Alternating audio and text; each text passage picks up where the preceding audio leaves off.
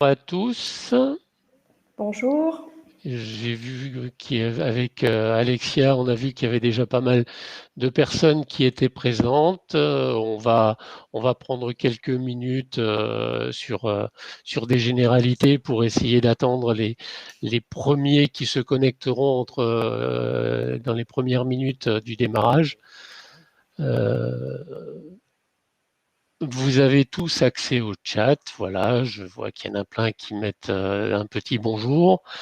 Compte tenu du nombre d'inscrits, pratiquement 600 personnes, on sera entre 400 et 500 présents. Enfin, vous serez 400 à 500 présents à ce webinaire. Donc, vos questions et vos messages défilent très très vite. On essaiera d'y répondre quand ce sont des questions générales.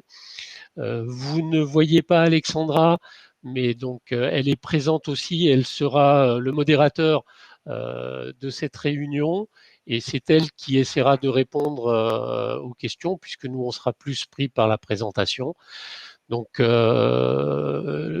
pour des questions que vous aurez à poser, essayez de rester sur des questions d'ordre général.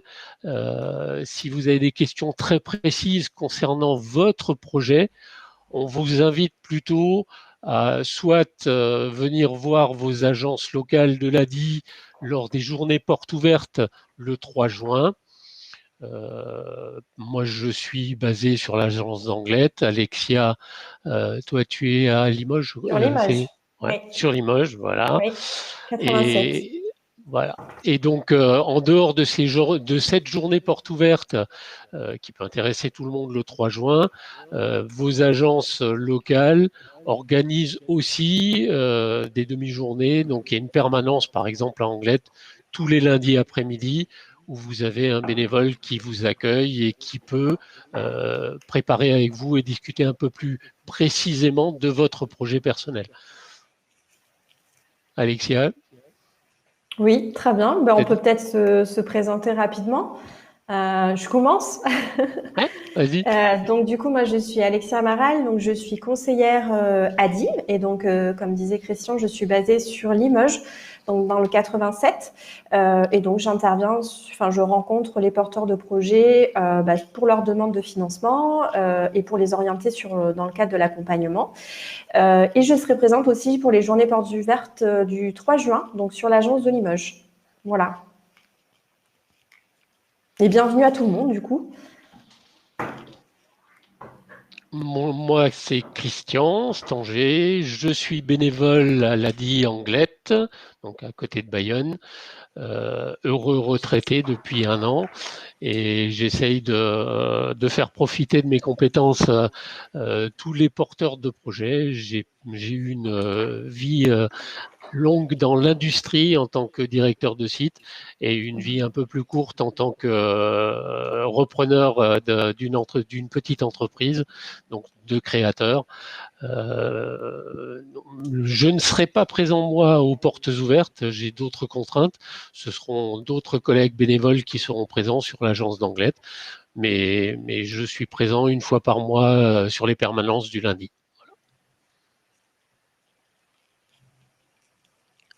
Il est 10h03. Oui, on peut débuter, peut-être passer Oui, par le sommaire pour expliquer un petit peu voilà. de quoi on va parler, aujourd'hui. Juste pour le timing, normalement, ça va durer autour d'1 heure et demie. Donc, on va vous faire un peu une petite présentation des sujets que l'on va traiter. Ce webinaire, il est en partenariat avec l'URSSAF et Pôle emploi. Donc, comme disait Christian, effectivement, il y a quand même beaucoup de monde. Donc, on va essayer de répondre au maximum de questions, les questions qui sont générales. Et si vous avez des questions plus précises, voilà, de venir nous rencontrer. Voilà.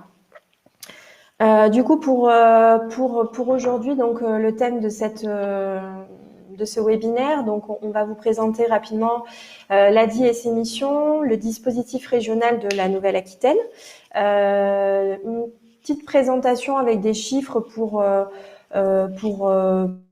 avoir un cadre sur les chiffres clés de la création d'entreprise, comment définir ses besoins au démarrage et pourquoi emprunter, Les financements alternatifs qui peuvent exister, qui sont complémentaires à la banque.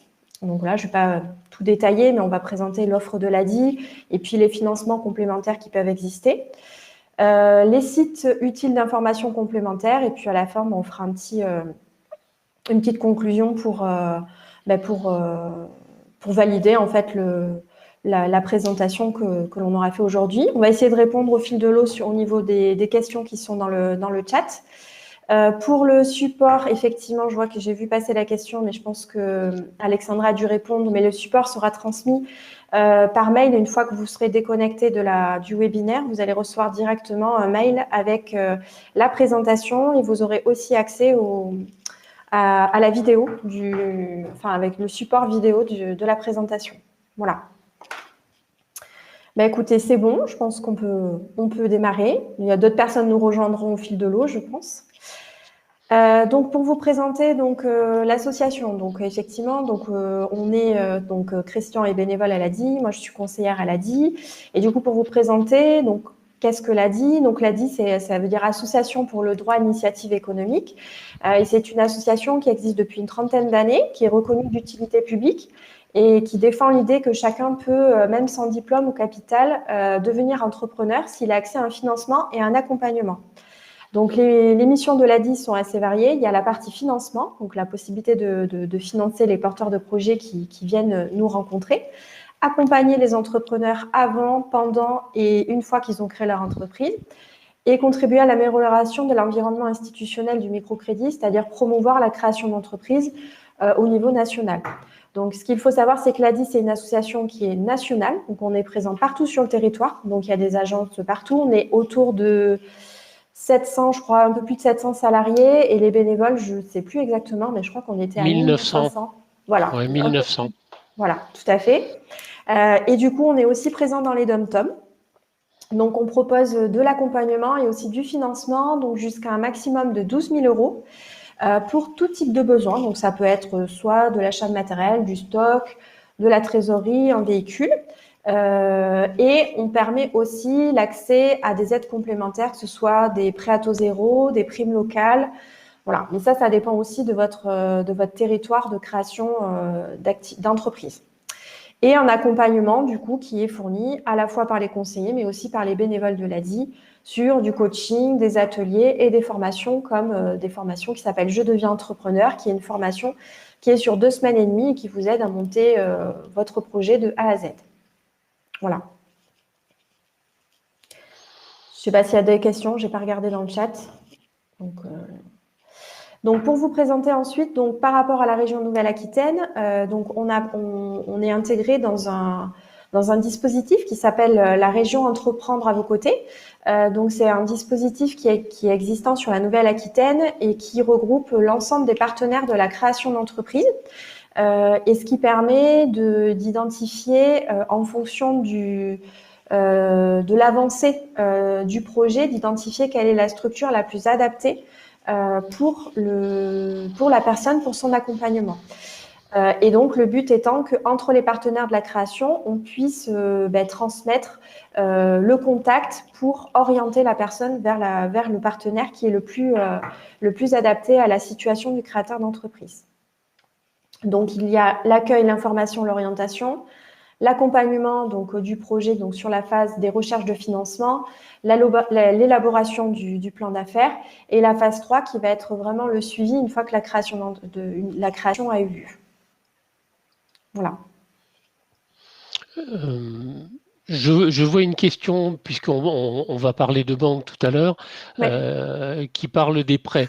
Une des cibles prioritaires de l'ADI, c'est bien sûr la réinsertion par l'entreprise ou par le travail. Et l'ADI intervient souvent quand les gens n'ont pas accès au crédit bancaire. Donc, il n'est pas nécessaire d'avoir un crédit bancaire pour venir voir l'ADI. C'est souvent même le contraire. C'est des gens, pour beaucoup de créateurs qui sont en fin de droit, qui sont au chômage, qui ont des difficultés d'accès aux ressources bancaires, qui viennent voir l'ADI. Donc, on le présentera un peu après, mais créer son entreprise, ça peut aussi être créer son propre emploi et ne nécessite pas forcément des emprunts très importants. Je te Oui, laisse la en parole. fait, oui, c'était peut-être pas très clair, mais c'est pas, en fait, le prêt de l'ADI n'est pas complémentaire à un prêt bancaire, justement. Il peut Non, être voilà. complémentaire à des aides ou des prêts à taux zéro qui peuvent exister en fonction des régions et des territoires, mais il n'est pas complémentaire à un prêt bancaire puisque, comme le disait Christian, on intervient pour les personnes qui plutôt n'ont pas accès au crédit bancaire pour des raisons qui sont diverses. Voilà. Est-ce que c'est bon du coup, Christian, parce que j'ai pas Oui, regardé. oui, Ouais. oui. Non, Donc non, très bien. Quelques chiffres du coup pour vous présenter un petit peu le panorama de la création d'entreprise et surtout les budgets qui sont alloués pour les créations d'entreprises. Donc il y a 60% des personnes qui ont démarré en Nouvelle-Aquitaine qui ont démarré avec moins de 8 000 euros. Donc voilà, c'est pour vous indiquer qu'il n'y a pas forcément besoin de très gros investissements sur certains projets de création d'entreprise. Alors il y a des cas où il y a besoin de gros investissements, mais la plupart des entreprises sont plutôt des projets qui nécessitent des investissements inférieurs à 10 000 euros. Voilà. Ça, c'est le contexte. Alors les chiffres sont un petit peu anciens, mais on reste sur la même lignée. C'est juste pour indiquer que du coup la création d'entreprises, les nombres de créations d'entreprises ont augmenté en Nouvelle-Aquitaine par rapport à la même période sur l'année précédente. Donc voilà, c'est pour vous indiquer que la création d'entreprise a plutôt le vent en poupe, hein, et du coup euh, on est vraiment sur une dynamique de création d'entreprise. On pourrait penser le contraire avec tout ce qui s'est passé avec le Covid, etc. Mais on a plutôt une nette augmentation du nombre de créations d'entreprises. Voilà. Alors oui, peut-être qu'on va vous poser une petite question dans le chat pour vous faire participer. Pour vous, quelles seraient vos motivations à créer une entreprise ? Donc, qu'est-ce qui vous motive à créer potentiellement votre entreprise ? Donc, on va regarder un petit peu. Donc, je vois la liberté, ok, l'autonomie, créer son propre travail, être son propre patron, ça c'est souvent qu'on l'entend, créativité, travailler pour soi. Oula, ça passe tellement vite que j'arrive pas à tout lire. Réaliser ses rêves, être indépendante, gérer pour soi. Ok.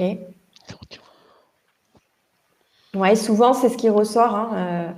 D'ailleurs, par rapport à la création d'entreprise, donc les chiffres qui viennent de BPI France, donc il y a 72%, c'est pour être autonome dans son travail. Donc je vois qu'il y en a pas mal qui ont répondu l'autonomie. Être rémunéré à hauteur de son engagement, 69%. Menant un projet dans son intégralité, donc vraiment avoir une optique de création d'un projet de A à Z. Avoir des responsabilités, donc 67%, être son propre chef, donc ça c'est souvent le cas. Beaucoup de personnes aussi ont envie de créer, aussi pour être leur propre patron. Réaliser ses rêves, la créativité et relever des défis. Donc on a un petit peu retrouvé ce qui libre de travailler à son rythme, ouais, tout à fait, ouais, voilà, c'est ce qui revient. Assez régulièrement. Être son propre patron, gagner un peu plus d'argent, avoir sa propre autonomie et faire ce qu'on aime, quoi. Organiser sa vie famille, la vie famille, épanouissement, ouais. Trouver un équilibre entre vie perso et vie pro, tout à fait, ouais. Très bien, bon, parfait. Merci pour vos réponses.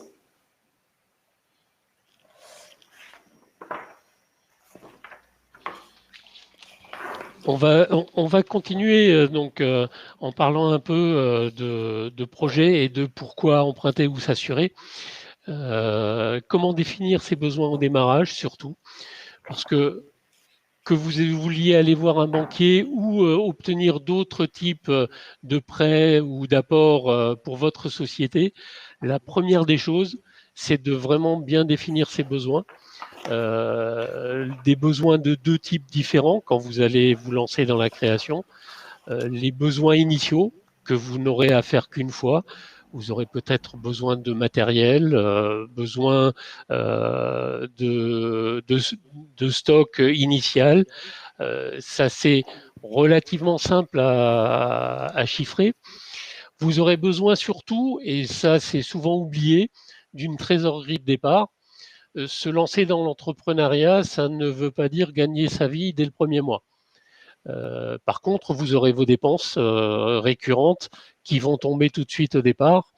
Et faire un prévisionnel de votre activité sur minimum un an, idéalement sur les 3 premières années, est quelque chose d'indispensable pour définir vos besoins initiaux. Donc les besoins initiaux, ça ne se résume pas à la chaise qu'il va falloir acheter ou à l'ordi qu'il faut investir, mais c'est de voir comment ma trésorerie va évoluer et comment éventuellement je dois avoir des réserves de côté pour pouvoir passer les premiers mois, qui sont difficiles, voire certaines étapes. Vous n'allez pas vendre tous les mois autant. Certaines activités sont plus saisonnières que d'autres.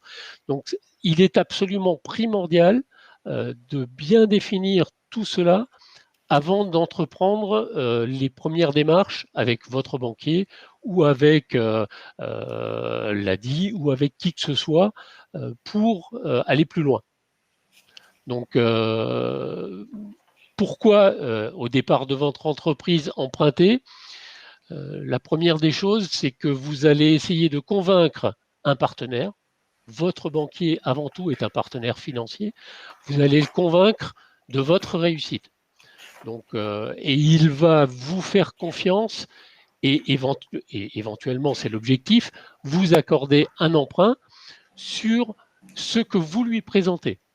Donc, quand vous démarrez, vous êtes d'abord en pleine euphorie, vous êtes convaincant, vous avez un projet, vous avez plein de bonnes idées et votre démarche va être accrocheuse. Si vous attendez d'être couvert de dettes, de ne plus pouvoir répondre à vos besoins pour aller voir votre banquier, vous aurez beaucoup moins de chances d'obtenir un prêt. Donc le prêt, c'est important de le faire au départ. Pour une autre raison aussi, votre banquier vous accordera très peu souvent un emprunt pour couvrir votre besoin de financement propre, votre trésorerie. Il va plutôt vous accorder un emprunt pour couvrir vos investissements et les fonds durables. Donc là aussi, si vous avez un apport personnel, il est important de pouvoir le garder pour passer les moments difficiles et de ne pas tout utiliser pour démarrer votre projet. Donc, garder sa trésorerie personnelle ou les apports de votre entourage, c'est la poire pour la soif. Pour démarrer, ne l'utilisez pas. Obtenez un prêt, un emprunt des apports autres que vous aurez à rembourser, mais gardez toujours cette notion de pouvoir avoir à un moment donné un écueil qu'il va falloir franchir et qu'il sera beaucoup plus difficile de franchir avec un apport bancaire à ce moment-là.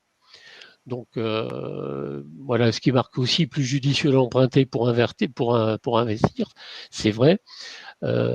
Enfin, souvent quand vous allez voir un emprunteur, un banquier, mais aussi et plus particulièrement quand vous allez vous adresser à des associations comme l'a dit, ces associations vont vous aider à monter votre projet, vont vous accompagner dans les démarches à faire et en particulier pour l'ADI, vont vous aider dans les premières années de la vie de votre entreprise en tant que conseil avec un coach, souvent un bénévole, qui est dédié pour vous aider dans vos démarches. Donc, pourquoi emprunter toujours dans la même philosophie?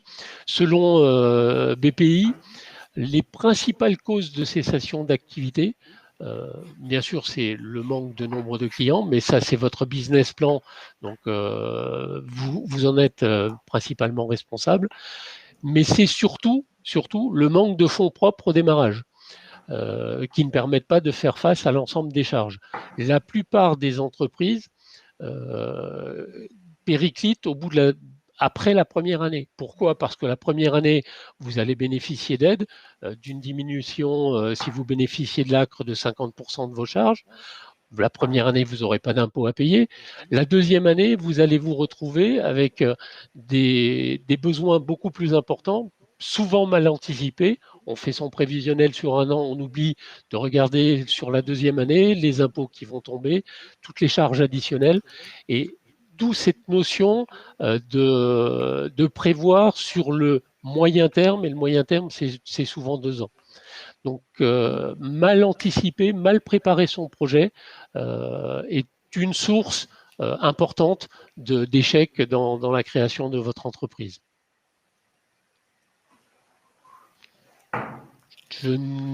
J'ai du mal à voir défiler vos questions, donc Alexia, s'il y a des points... Il y a quelqu'un qui a posé la question, est-ce que vous parlez du besoin en fonds de roulement? Donc c'est Stéphane qui a parlé de ça. Oui, c'est le besoin en fonds de roulement. Alors, en général, bon, souvent quand beaucoup de gens qui viennent nous voir démarrent en auto-entrepreneur, les notions de BFR sont pas très connues. C'est pour ça que je préfère parler de disponibilité de trésorerie, mais c'est exactement ça. Vous allez, en tant qu'entreprise ou micro-entrepreneur, vous allez avoir à faire face à vos charges régulièrement tous les mois. En face, vous avez vos encaissements. Votre banquier ne vous pardonnera pas d'être tout le temps à découvert. Donc, le besoin de fonds de roulement ou le besoin de disponibilité de liquidité pour le micro-entrepreneur, c'est exactement ça dont je parle. Ouais. Il y avait aussi Benjamin et Angélique qui avaient posé une question sur... alors Benjamin, c'était, on parle bien du plan de trésorerie quand tu présentais, tu sais, la partie plan de financement. Voilà. Et après, il y avait Angélique qui avait posé comment calculer sa trésorerie de départ. Alors, sa trésorerie, déjà, le besoin de départ doit couvrir tous les frais initiaux, c'est-à-dire les frais qu'on va engager une seule fois. Si on a besoin d'acheter un ordi, si on a besoin d'un local, les frais initiaux, ça va souvent être les frais de recherche auprès les frais immobiliers, ça va être les loyers d'avance. Donc ça, c'est un investissement à prendre en compte. Les frais initiaux, ça va être si vous créez une entreprise autre que micro-entreprise, ça va être les frais d'immatriculation. Ça va être, si vous créez une entreprise avec statut, une SARL, une SAS, le comptable, les frais de comptable. Donc tous ces besoins-là vont bien sûr rentrer dans votre prévisionnel comme étant les besoins immédiats. Ce que moi je rajoute, c'est vraiment le besoin de trésorerie pour couvrir les charges qui ne seront pas couvertes par les ventes des premiers mois.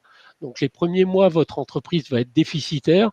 Il faut prévoir dans vos fonds propres, que ce soit en apport personnel ou en apport bancaire, de quoi passer ces premiers mois difficiles avant d'atteindre l'équilibre financier de votre entreprise et le nombre de clients suffisant pour dégager un chiffre d'affaires qui couvre l'ensemble des frais fixes et des frais variables. Donc, cet exercice de préparer sur minimum 2 ans, mais de préférence sur 3 ans, votre prévisionnel dépenses-recettes est un exercice absolument indispensable et c'est à partir de là que vous pourrez compléter votre besoin de financement en investissement qui sont souvent beaucoup plus simples à faire puisqu'on les fait une fois, mais cet exercice sur le moyen terme va aussi vous indiquer quel est le besoin de fonds propres à disposer au minimum.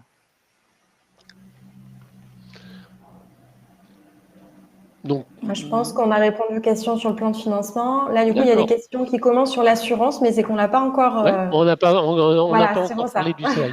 Donc, l'assurance. Est-ce qu'il est obligatoire de s'assurer? Oui, c'est même indispensable. Dans tous les cas, si vous vous lancez, que ce soit en micro-entreprise ou en entrepreneur, vous aurez besoin d'une responsabilité civile professionnelle. Si vous démarrez en tant que micro-entreprise et que vous démarrez chez vous dans votre domicile, il faut absolument prévenir votre assureur du fait que vous exercez une profession, enfin que vous exercez une profession à votre domicile. Sinon, en cas de pépin, de dégâts, vous ne serez pas couvert. Votre assureur se mettra derrière le fait que vous ne l'ayez pas prévenu. De la même façon, si vous êtes amené à utiliser votre véhicule, la plupart des assurances véhicules, c'est trajet domicile-travail. Si vous utilisez votre véhicule pour des déplacements professionnels, en cas d'accident, votre assureur généralement va refuser de prendre en charge l'accident si vous ne lui avez pas déclaré cette notion. Donc pensez à passer votre assurance perso en assurance pro.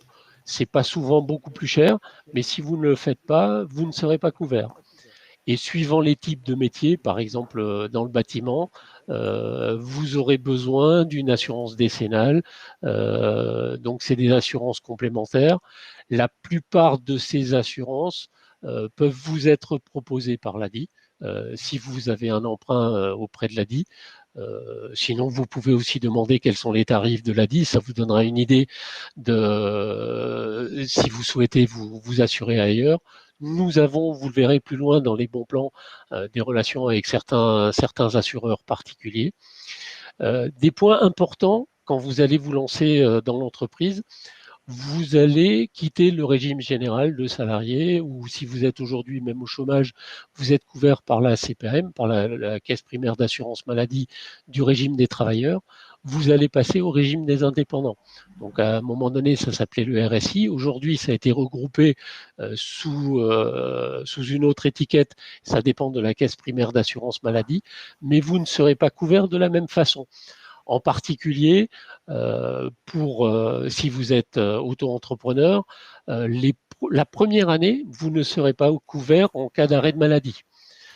Et sur les années suivantes, l'indemnisation, aujourd'hui, en tant que salarié, vous avez une indemnité journalière souvent complétée par votre employeur pour que votre salaire reste le même. Si vous êtes entrepreneur, vous n'êtes pas couvert du tout de la même façon.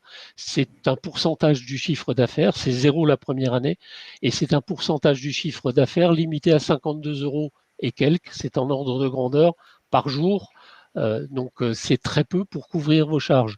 Vous avez donc intérêt à regarder souvent des formules d'assurance complètes, complémentaires, pour assurer soit une perte de revenus, donc une perte de chiffre d'affaires, c'est des assurances qui existent, ou des assurances complémentaires pour vous assurer un revenu au-delà de cette faible rémunération proposée par les indemnités journalières de l'entrepreneur. Donc l'ADI peut vous proposer des solutions pour des mutuelles. Bien sûr, généralement, quand vous êtes salarié, vous avez une mutuelle proposée par votre employeur. Si vous êtes votre propre patron, cette mutuelle disparaît. Il faut penser à vous assurer de ce côté-là aussi.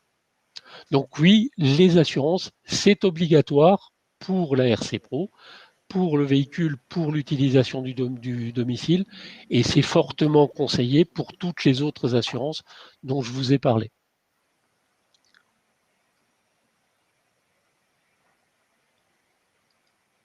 On continue. Non, je suis revenu en arrière, désolé. Voilà. Dépenses, oui, je l'ai peut-être sous-entendu dans ce que je disais tout à l'heure. Une dépense importante à intégrer dans votre plan de financement, c'est comment je vais vivre au début de mon activité. Alors, si vous créez votre entreprise et que vous êtes actuellement encore couvert par les droits au chômage, il y a possibilité de continuer de cumuler le chômage pendant les premières parties d'activité, de la même façon pour le RSA, en fonction du revenu que vous allez dégager. Par contre, généralement, les premiers mois, les ressources que vous allez générer par vos ventes ne seront pas suffisantes. C'est pour ça qu'il faut le prévoir dans votre plan de financement, de vous payer, de générer ces ressources au travers de votre emprunt, par exemple. Dernier point important, le banquier, je l'ai dit au départ, c'est un partenaire. N'hésitez pas à les mettre en concurrence. Si vous avez un beau projet, il va être intéressé parce que avant tout, si votre projet est viable et que vous le défendez bien, pour lui, c'est une ressource. Est-ce que vous devez ouvrir un compte professionnel chez votre banquier? Non. Si vous êtes auto-entrepreneur, vous n'êtes pas obligé d'ouvrir un compte professionnel. Si vous êtes une entreprise individuelle en dessous d'un certain montant de chiffre d'affaires, vous n'êtes pas non plus assujetti. Par contre, il est important de séparer votre compte personnel de votre compte professionnel. Donc, vous pouvez très bien demander à votre banquier d'ouvrir un second compte dédié à votre entreprise qui n'est pas un compte pro. La différence entre les deux, c'est que un compte dédié coûtera moins cher qu'un compte professionnel. Là aussi, n'hésitez pas à mettre les banques en concurrence. Pour un compte pro, vous pouvez passer facilement d'une dizaine d'euros mensuels à plus de 30, voire 40 euros par mois chez certains banquiers. Donc, n'hésitez pas à voir d'autres banques. Elles sont sur un marché qui les intéresse. Les entreprises sont une ressource importante pour les banques. Donc, n'hésitez pas à les mettre en concurrence. Voilà. Oui, et Christian, c'est vrai qu'il y en a certains qui indiquent, et c'est le cas, que même quand c'est pas une obligation, la banque essaye quand même de diriger vers un compte professionnel, même si Oui, on est en micro-entreprise et que c'est pas une obligation. oui, parce que c'est plus rémunérateur pour la banque. C'est pour ça que je vous dis, allez voir un autre banquier. Vous avez certaines banques, je sais par exemple que le CIC est plus ouvert que d'autres à ouvrir un compte dédié et que certains poussent effectivement à aller voir à ouvrir un compte pro. Mais ce n'est absolument pas obligatoire On rappelle bien, hein, pour les pour statuts les de micro-entreprises. micro-entreprise. Après, pour les autres statuts, effectivement, il faudra un compte, un compte professionnel. Tout à Ouais. fait. Le statut de la micro-entreprise est vraiment un statut très intéressant pour démarrer, pour essayer son activité, pour ne pas trop s'engager dans des dépenses quand on n'est pas encore sûr de réussir. Créer son entreprise sous un statut différent, SAS, SARL, c'est obligatoirement avoir un comptable, donc c'est des dépenses, c'est 1500, 2000 euros par an à mettre dans son budget. C'est un compte pro, c'est une création d'entreprise qui est plus chère. Il faut s'inscrire au greffe, faire une publication au journal officiel. C'est minimum là aussi de l'ordre de 800 euros d'investissement. Le journal officiel, c'est 400 euros. Le greffe, j'ai plus les chiffres en tête.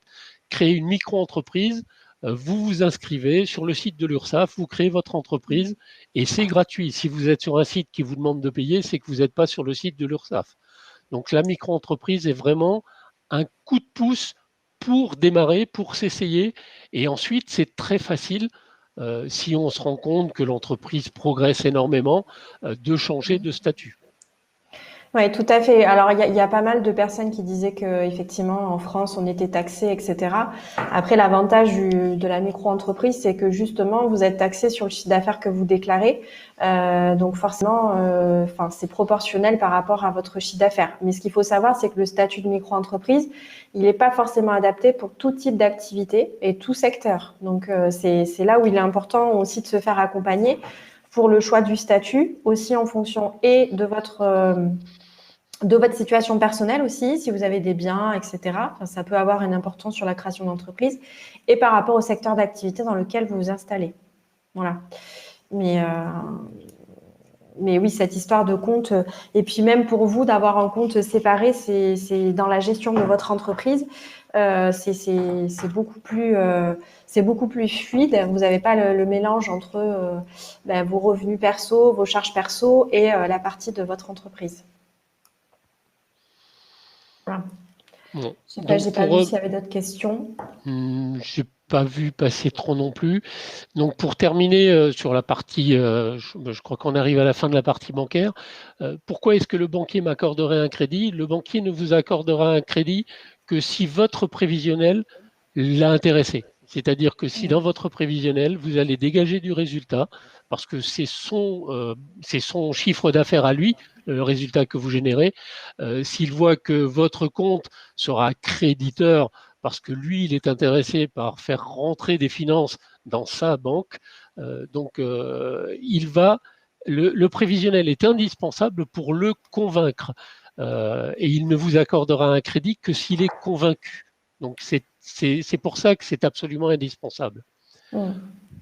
Et même au niveau de l'ADI, hein, justement, enfin nous, quand les personnes viennent nous voir pour faire une demande de financement, on leur demande justement que le plan de financement soit travaillé. Donc, soit qu'ils ont été accompagnés par une structure autre, soit on peut proposer aussi au niveau de l'ADI un accompagnement justement pour bien chiffrer le démarrage de son projet. Et ça permet aussi de rassurer la personne, enfin le financeur, hein, quel qu'il soit, dans le cadre de la création d'entreprise et par rapport au montant qui est demandé en termes de financement. Voilà. Je regarde s'il y a des questions. Non, ouais, mais je réponds à une question Ouais. qui disait j'ai un compte dédié au versement des loyers, est-ce que c'est suffisant? Non, enfin c'est toujours suffisant, mais je considère qu'il faut séparer vraiment les comptes de l'entreprise, surtout quand on est micro-entrepreneur, pour avoir un suivi de ses recettes et ses dépenses. Le micro-entrepreneur n'a pas de comptable, donc il va travailler sur un livre de recettes, dépenses et suivi de ses comptes. Il faut que le compte de son entreprise soit dédié pour qu'il puisse suivre vraiment ses entrées-sorties de l'entreprise. Donc, avoir un compte dédié, c'est vraiment ne faire rentrer là-dedans que ce qui concerne l'entreprise. Voilà l'idée du compte dédié. Et là, il y a quelqu'un qui a posé la question, un établissement financier se base sur quelle progression? Exemple, si on rentre 2000 ou 2500 euros par mois, est-ce que pour eux, c'est viable? Alors, je trouvais la question, entre guillemets, intéressante. Enfin, un montant comme ça tout seul ne veut rien dire, entre guillemets, hein. On peut être une entreprise qui rentre 2000 euros de chiffre d'affaires par mois et où c'est totalement suffisant pour couvrir ses charges. Et on peut aussi être une entreprise où il faut faire un chiffre d'affaires de 4000 euros par mois pour pouvoir couvrir ses charges et se sortir un revenu. Donc, c'est là où il y a l'importance de mettre en place un prévisionnel pour savoir quel chiffre d'affaires il faut réaliser mensuellement pour couvrir ses charges et se sortir un revenu si on souhaite se sortir un revenu de son entreprise. Donc le chiffre d'affaires comme ça tout seul ne veut rien dire s'il n'est pas remis dans son contexte, dans le contexte de votre entreprise, de votre activité et par rapport à vos charges aussi que vous avez. Voilà. Je vois quels sont les coûts d'accompagnement de l'ADI. L'ADI est une association qui ne fait pas payer son accompagnement. Par contre, elle a un crédit, et c'est un crédit bancaire avec un taux de crédit. Donc, l'accompagnement de l'ADI est fait par des bénévoles et n'est pas payant. Voilà. Et les formations, les tutoriels, comme la présentation aujourd'hui, sont des présentations gratuites. À toi pour les financements alternatifs ou l'ADI? Tout à fait. Donc, du coup, on va parler plutôt de ce que fait de l'ADI. Alors, j'en ai parlé un petit peu au début, mais du coup, peut-être qu'il y avait des personnes qui n'étaient pas là. Enfin, voilà. Je vais rappeler.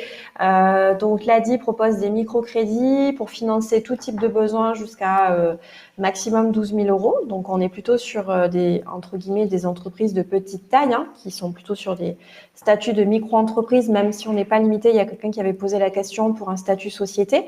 Alors, on peut aller pour des personnes qui ont un statut société. Après, c'est une étude de dossier par rapport au plan de financement, au projet, à la personne, à la situation personnelle de la personne, etc. Donc, c'est un financement qui est plutôt... vous rencontrez un conseiller, donc c'est quand même assez rapide après pour obtenir la réponse à partir du moment où, bien sûr, on a tous les documents et où le plan de financement a quand même été évalué. Et ça permet aussi, au niveau de l'ADI, on a la possibilité, en fonction, je précise, hein, parce que voilà, en fonction des départements, il peut y avoir des prêts à taux zéro ou des primes spécifiques que l'ADI peut peut allouer en complément du prêt ADI. Voilà, donc ça peut être des prêts à taux zéro, il y a des primes jeunes, primes en zone rurale, donc voilà. Et ce que disait Christian, donc voilà, c'est l'accompagnement que l'ADI propose est gratuit. Et la structure, nous, en tant qu'association, on emprunte à des banques et on reprête selon les propres critères qui sont les propres critères de l'ADI qui nous permettent d'intervenir pour des gens qui, en passant par la banque, ne pourraient pas accéder au crédit bancaire. Voilà. Juste une précision aussi concernant ce que fait l'ADI. L'objectif de l'ADI, c'est la création d'emplois, généralement par l'intermédiaire de la création d'entreprises, mais l'ADI peut financer aussi, peut apporter des aides financières pour des formations de retour à l'emploi, pour des mobilités, c'est-à-dire si vous avez besoin d'un véhicule pour accéder à l'emploi. Donc l'objectif de l'ADI, c'est vraiment la réinsertion au travers la réinsertion, dans l'emploi. Tout à fait, c'est ça, c'est la réinsertion aussi dans l'emploi par la création d'entreprise. Je regarde s'il y a des questions, je ne sais pas, parce que là après c'est des exemples de... Il y a une question, faites-vous l'accompagnement pour vérifier accompagner sans même de crédit? Non, l'accompagnement est proposé aux personnes qui sont financées par l'ADI. Voilà. On ne fait pas d'accompagnement en dehors des financements ADI. Tout à fait. Alors là, c'est des exemples de création d'entreprise. Là, c'est une personne qui avait créé une entreprise de location et de réparation de scooters. Donc, c'est un exemple. Il avait eu un besoin de microcrédit de 2630 € sur 24 mois et ça lui faisait des mensualités à 121 € par mois. Voilà, ça, c'est un exemple. Et donc, il y a une question, comment fait-on pour vous rembourser? Mais ça rentre dans vos charges de votre entreprise et vous faites un remboursement bancaire tous les mois. Oui. Là, il y a une question sur la visibilité. Comment on fait pour gagner de l'argent? Justement, il y a un autre webinaire demain qui est sur ce thème-là. Je ne sais pas si vous l'aviez vu. Gagner en visibilité et trouver des clients. Donc, il y a un webinaire demain sur ce thème-là. Voilà. Je crois qu'il y a un deuxième exemple. Attends, je ne peux pas passer. Si, c'est bon. Donc, deuxième exemple de financement. Donc là, c'est quelqu'un qui a créé une entreprise un peu traiteur restauration, qui avait un besoin de 4 000 € et qui a bénéficié donc d'un microcrédit de 4 000 € sur 30 mois et aussi d'un prêt à taux zéro de 2 500 €. Avec des mensualités et un différé, donc il y a possibilité de différer sur les prêts à taux zéro et d'une assurance puisque voilà, elle a dit on propose aussi des assurances en partenariat avec AXA. Voilà.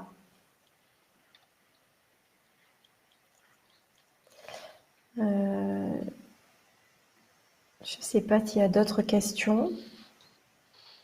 Oui, il y avait une question toujours sur l'accompagnement, à savoir qui disait l'accompagnement ne se fait qu'après le crédit.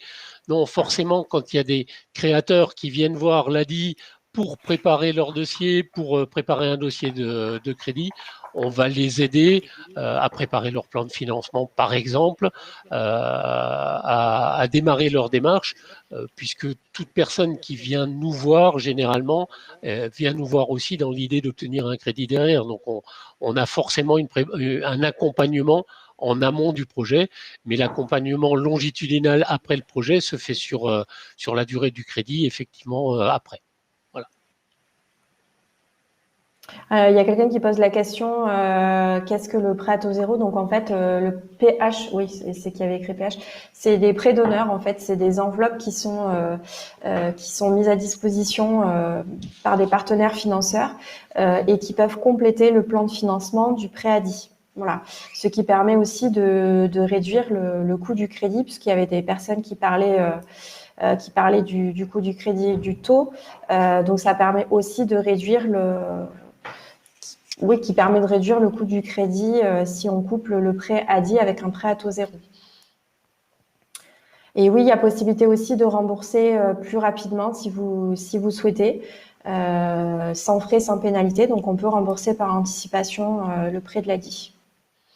Et on peut avoir des remboursements différés, C'est-à-dire que, par exemple, sur un prêt à taux zéro, Oui. le remboursement ne démarre pas forcément à la création de l'entreprise, mais on peut avoir un différé d'1 an pour ne commencer à démarrer que quand l'entreprise commence à générer du chiffre. Voilà. C'est ça.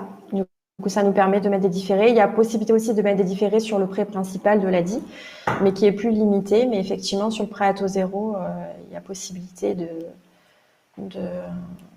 mettre des différés. Et pour les conditions d'éligibilité, là, ça dépend des territoires où vous êtes. Donc là, il faut vraiment, dans un cas comme ça, si vous avez un besoin de financement, il faut aller rencontrer quelqu'un de l'ADI pour faire au cas par cas par rapport à votre projet, le besoin de financement total, etc. Voilà. Autre point, pour avoir un prêt d'honneur, donc un prêt à taux zéro au niveau de l'ADI, il faut avoir un crédit principal avec un taux. Oui.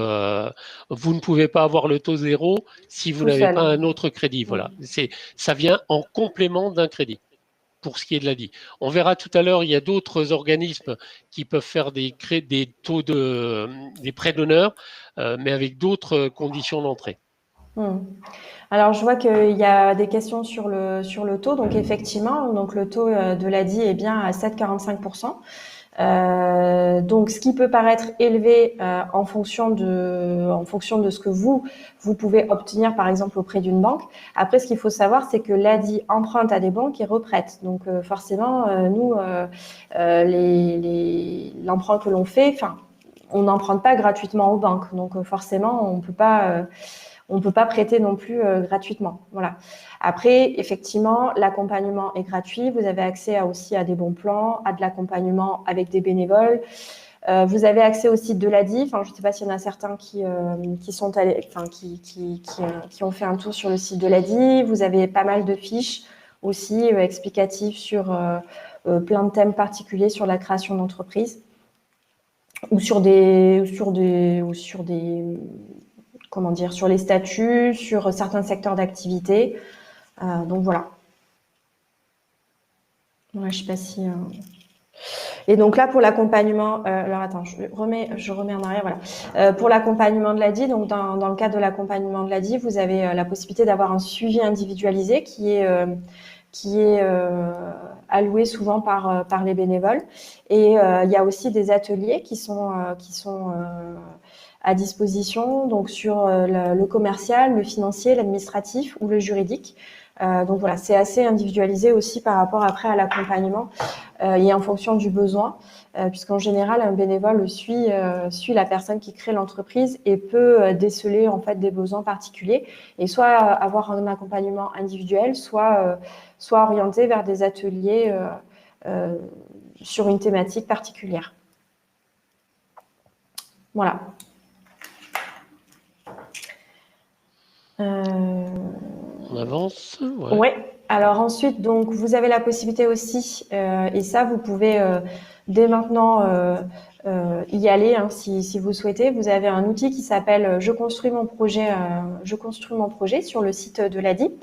Et vous pouvez déjà avoir des premières indications sur l'activité, rentrer certains chiffres et ça vous sort en fait à la fin un petit business plan par rapport au projet que vous avez saisi. Et donc ça, c'est accessible de tout le monde. À partir du moment où vous avez une adresse mail, vous pouvez y accéder. Donc c'est sur le site de l'ADI, sur la partie Je construis mon projet.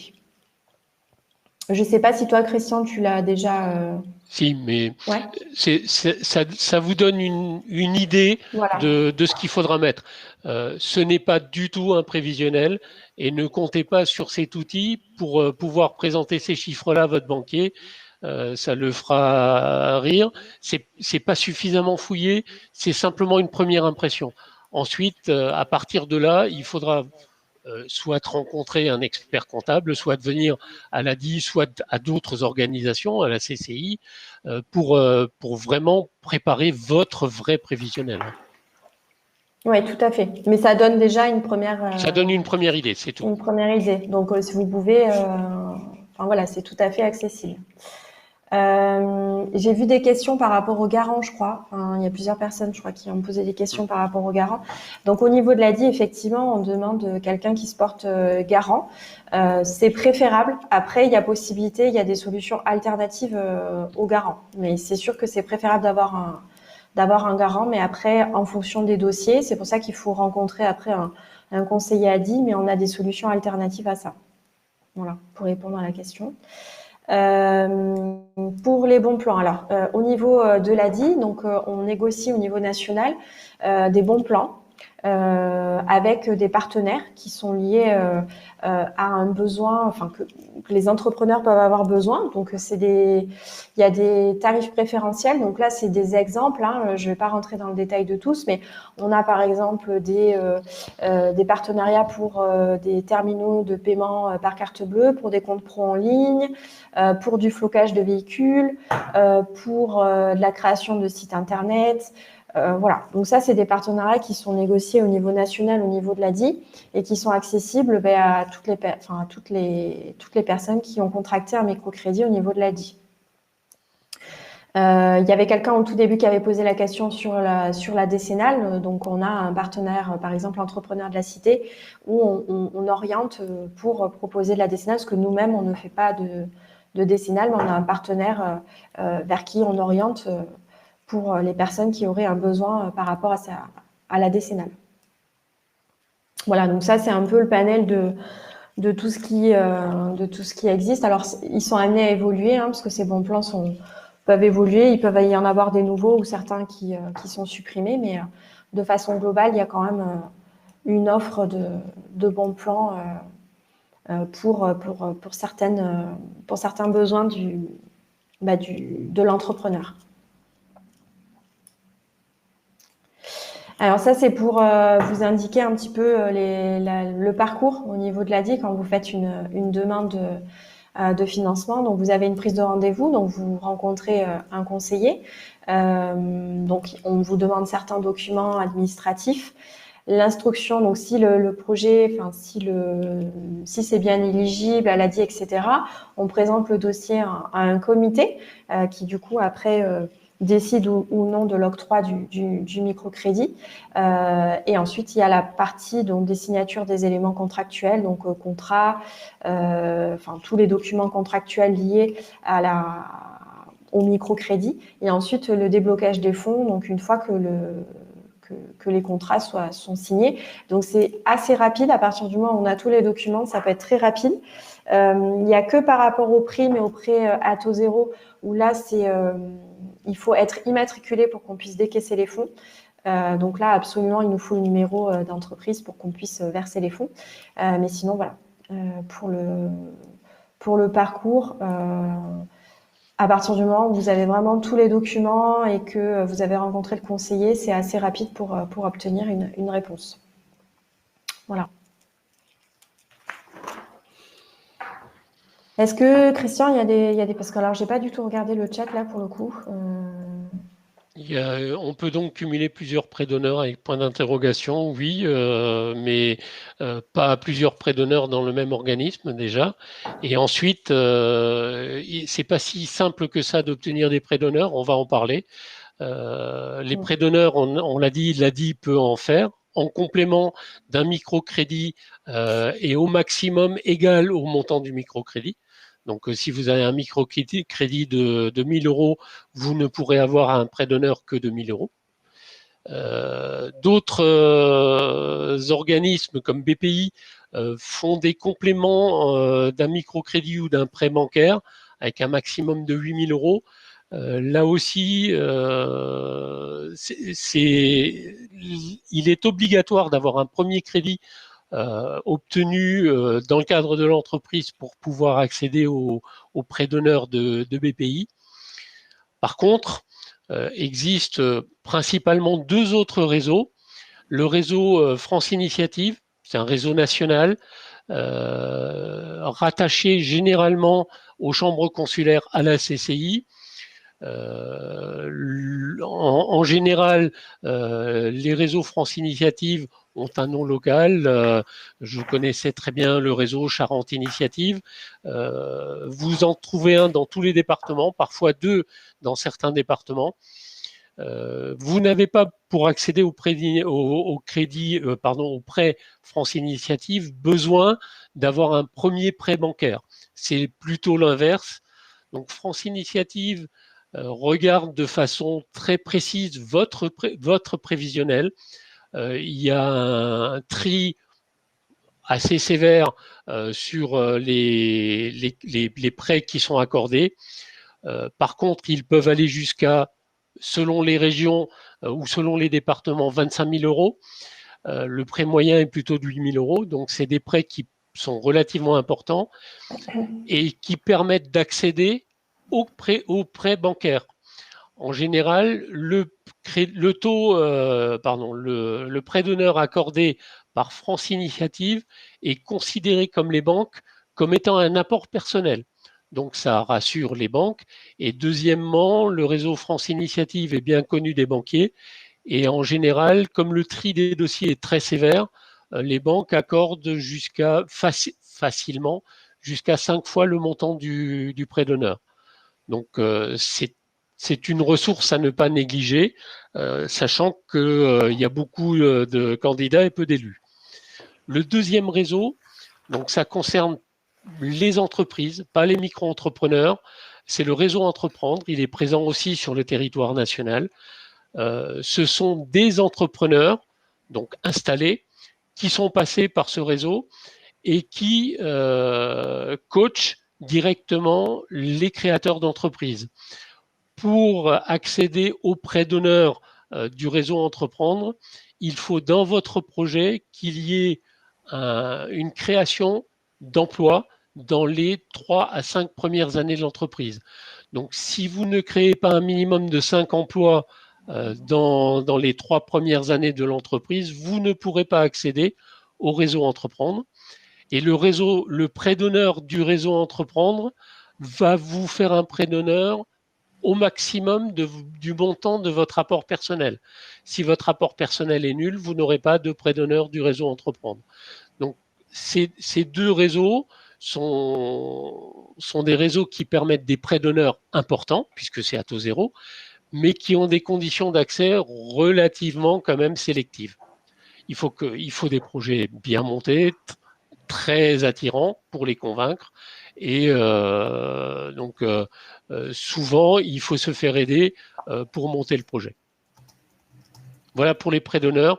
Je ne pense pas qu'il y ait beaucoup d'autres réseaux qui fassent des prêts à taux zéro pour les entrepreneurs. Ensuite, on a parlé des cautions. Il existe le réseau France Initiative. C'est un réseau de fonds de garantie bancaire auquel vous pouvez faire appel pour avoir une caution au niveau du prêt bancaire que vous allez réaliser.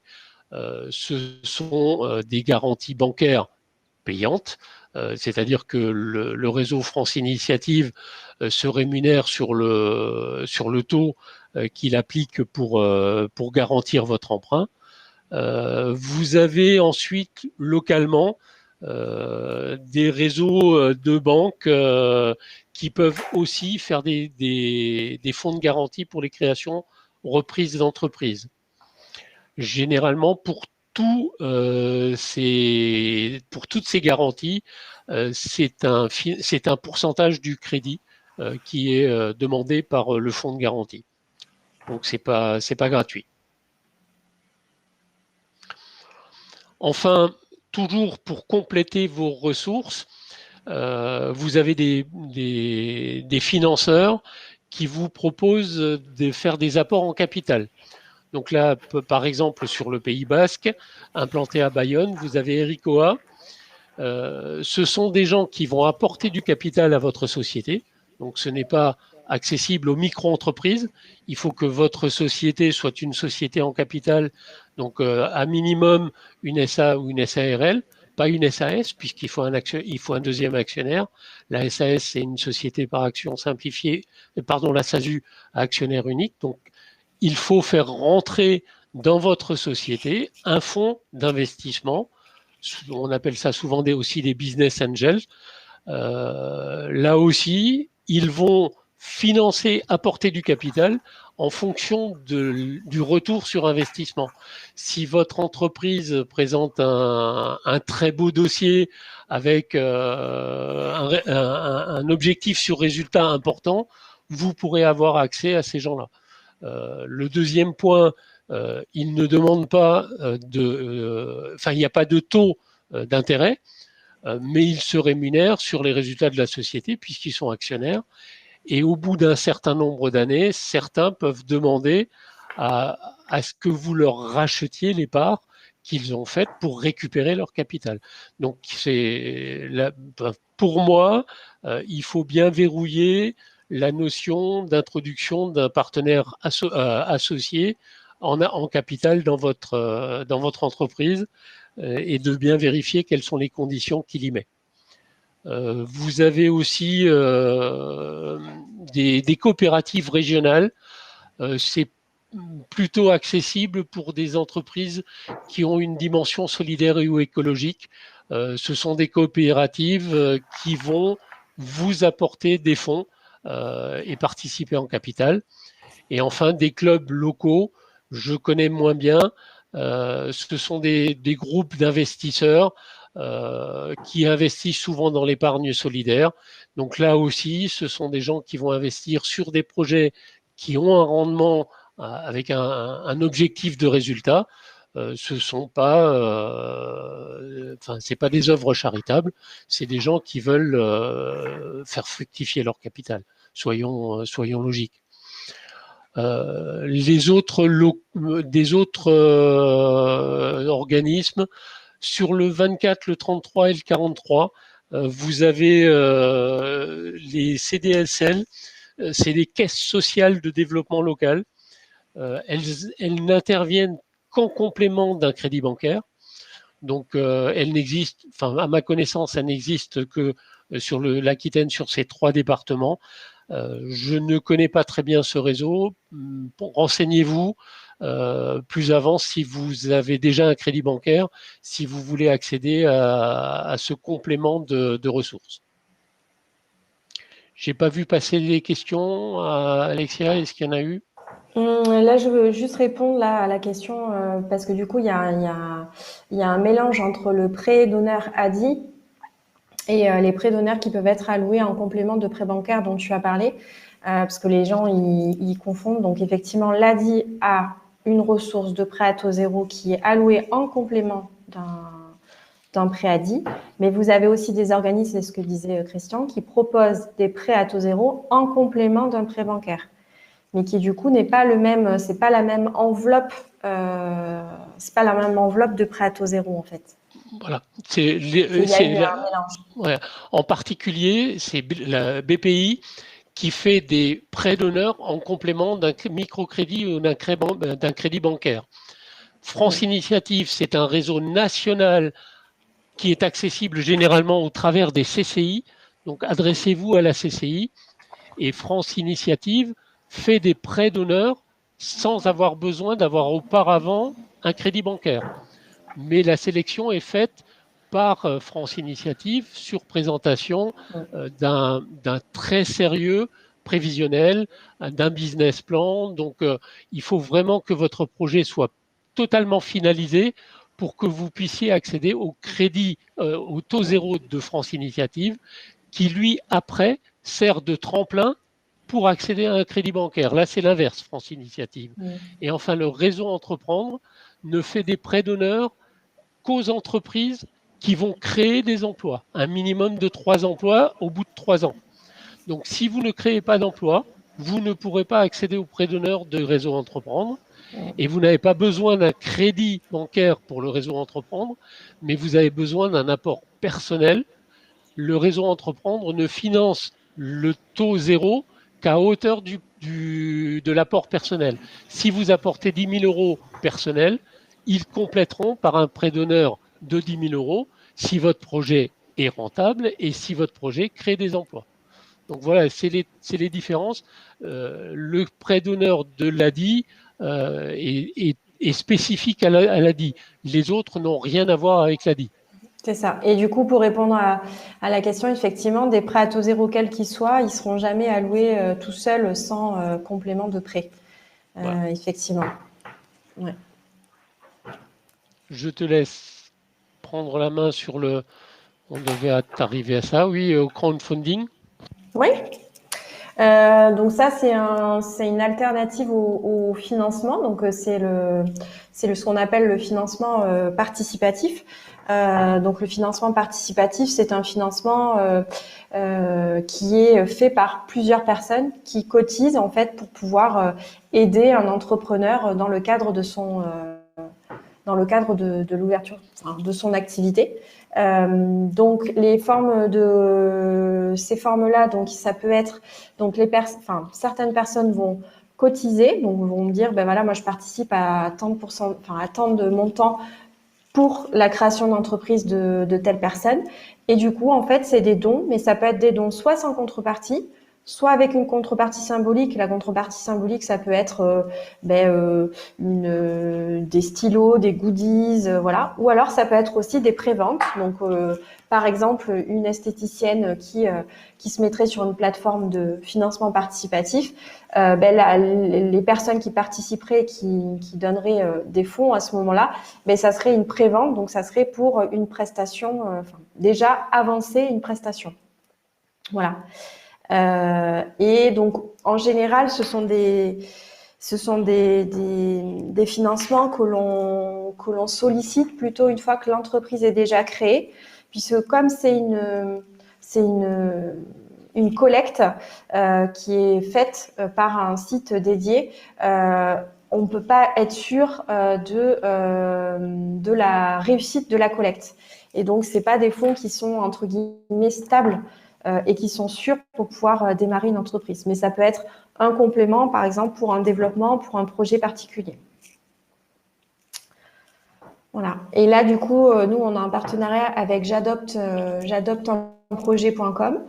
Donc là, c'est un exemple là que vous voyez avec, par exemple, la collecte. C'était une personne qui présente son projet et qui sollicite 3 000 € auprès des contributeurs et qui a déjà la collecté là 3 775 € avec 72 contributeurs et qui a donc atteint son objectif de collecte dans le cadre de sa demande. Et là, la contrepartie, là pour le coup, c'était une contrepartie symbolique, puis c'était une carte postale dédicacée. Donc là, vraiment, les personnes qui contribuent, c'est vraiment une aide qu'ils apportent à cette personne qui est dans son projet. Voilà, je ne sais pas si il y a des questions par rapport à... Est-ce que Christian, il y a eu des questions ou pas? Non, je n'ai pas vu. J'étais en train de répondre à une question, mais non, pas sur le crowdfunding, j'en ai pas vu. D'accord, ok. Il y a une question collaboration entre J'adopte un projet et vous. Il y a, à ma connaissance, il n'y a pas de collaboration particulière. Simplement, on met en relation les gens Un avec partenariat, ouais. avec un organisme qu'on connaît et qu'on sait sérieux. Il y en a plein qui existent dont on n'a pas validé le sérieux. C'est la seule différence.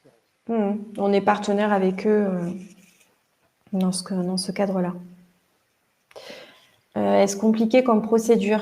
Je ne sais pas si c'est par rapport au financement, au crowdfunding. Après, ça demande de l'investissement, hein, puisqu'il faut faire quand même une campagne de communication. Donc, c'est pas quelque chose qu'on lance et qu'on laisse en suspens. Hein. Il faut vraiment être proactif et faire de la communication pour se faire connaître et augmenter son nombre de contributeurs.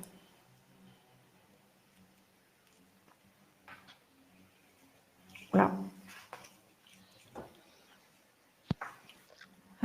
Et donc là, oui. Donc là, c'est pour un petit rappel, c'est les sites où vous pouvez retrouver les aides qui existent donc sur la Nouvelle-Aquitaine. Donc les aides aux entreprises, les aides à la région de Nouvelle-Aquitaine, Et vous avez aussi donc un correspondant de TPE de la Banque de France qui peut vous indiquer sur certains éléments par rapport à la création d'entreprise. Donc ça, c'est plutôt des liens. Donc voilà, je crois que Alexandra, qui répond avec Adi Nouvelle-Aquitaine, vous communique directement dans le chat les liens. De toute façon, vous serez tous destinataires en PDF de l'ensemble du diaporama où vous pourrez retrouver tous ces liens. Tout à fait, oui, je vois qu'elle est en train de les noter. Je sais pas. Oui, donc on peut peut-être faire un petit. Enfin, je sais pas s'il y a des questions là du coup déjà. Est-ce que d'autres personnes ont des questions? Non, je pense que non. Donc du coup un petit récap du webinaire. D'aujourd'hui, en fait, ce qu'on essaye de mettre en avant, c'est que effectivement, l'ADI existe dans le cadre du financement, mais après, ça correspondra pas forcément à tout le monde, à tous les projets par rapport aux investissements. C'est juste que vous sachiez que ça existe. Donc, vous avez l'ADI qui peut intervenir. Vous avez potentiellement votre banque à titre personnel, et vous avez aussi des aides complémentaires que Christian a présentées qui peuvent vous permettre d'obtenir plus facilement un prêt bancaire. Et surtout, ce qui est important, c'est de ne pas mettre toutes ces économies dans votre projet. Moi, je vois beaucoup de personnes qui viennent me voir une fois que l'entreprise est créée, ils ont justement ils ont préféré ne pas faire d'emprunt parce qu'ils voulaient pas faire d'emprunt. Et du coup, ils se retrouvent en difficulté parce qu'ils ont investi toutes leurs économies dans leur projet. Et il suffit qu'il y ait un souci à titre personnel, par exemple, et du coup, la personne se retrouve en difficulté puisque justement, il n'y a plus de matelas de sécurité au cas où qu'il y ait un problème particulier. Ce qu'il est important, c'est de solliciter les acteurs présentés, donc de bien vous faire accompagner, d'aller sur le site de la Nouvelle-Aquitaine. Vous avez tous les partenaires de la création d'entreprise qui pourront vous aiguiller par rapport à votre projet. Donc, vous avez d'autres organismes. Il y a quelqu'un qui posait la question tout à l'heure. Donc, l'ADI fait de l'accompagnement. Vous avez aussi d'autres organismes qui proposent de l'accompagnement, puisque vous êtes peut-être pas tous, vous avez peut-être pas tous un besoin de financement. Donc, il y a d'autres organismes à la création d'entreprise qui existent. L'important, c'est d'en trouver un qui vous accompagne et qui vous aide dans le montage de votre projet et de pas démarrer entre guillemets tout seul, quoi. Et si votre projet ne trouve pas de financement, retravaillez-le, oui, puisqu'en général, c'est ce qu'on disait, enfin, c'est ce que disait aussi Christian tout à l'heure, c'est que il faut que votre plan de financement soit bien établi, que vous ayez quand même un prévisionnel aussi, parce que si vous ne trouvez pas de financement, c'est peut-être qu'il y a des choses à revoir sur votre projet. Est-ce que Christian, tu veux rajouter quelque chose par rapport à Non, j'ai vu une question qui reposait la question sur le réseau Entreprendre où j'ai dû dire 5 emplois en 3 ans. C'est 3 à 5 emplois. Il y a une certaine marge de manœuvre localement dans ce réseau. Leur objectif est avant tout de créer des emplois.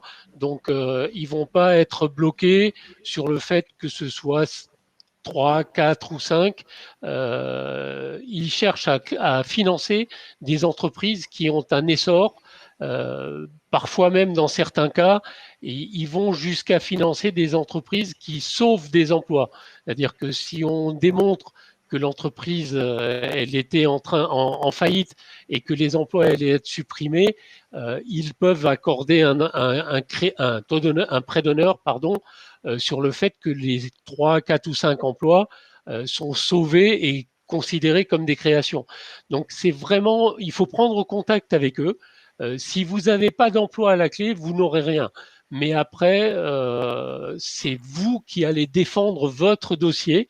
Vous serez en face d'entrepreneurs qui sont très ouverts. Je les ai côtoyés quand j'ai eu moi à lancer mon projet. Ce sont pas des administratifs, c'est vraiment des gens qui sont sur le terrain et qui veulent créer et aider à créer. Donc, qui sont très ouverts.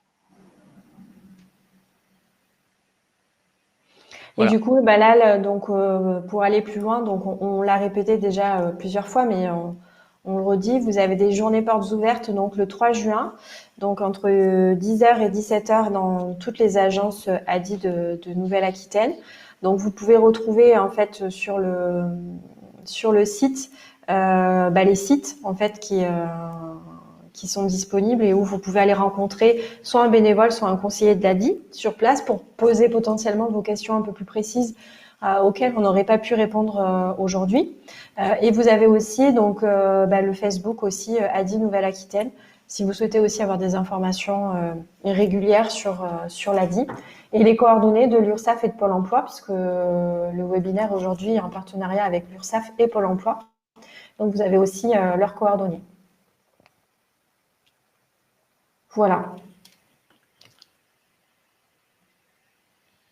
Je pense qu'il n'y a plus de questions. Non, je pense que c'est bon. Très bien. Bah, écoutez, je pense que merci de votre présence, de votre participation. Vous avez quand même été très actifs sur le chat. Ouais. Donc, on a essayé de répondre au mieux aux questions. Mais il est vrai que ça défile très, très rapidement. Et donc, au plaisir de vous retrouver dans une de nos agences locales. Voilà, tout à fait. Merci beaucoup. Bonne fin de journée à tous. Merci, au revoir.